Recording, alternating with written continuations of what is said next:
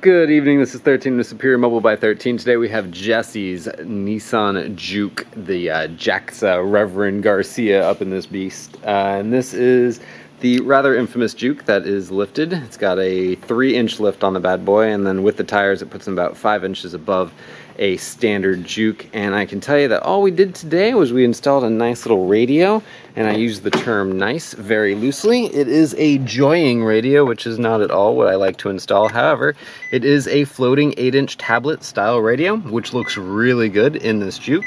And as you can see, it'll play videos. This is playing off of the flash drive right now, watching some Lego movie, and it has all sorts of other options. You know, it's an Android operating system, so this is not the type of stuff that I do, but you know what? It is provided by Jesse, and I will install it, and I will take care of the guy and make sure that the stuff works to the best of my installation capabilities. That's all I gotta say on this one. Just wanted to show off the car because this thing's a really cool ride, and I like it.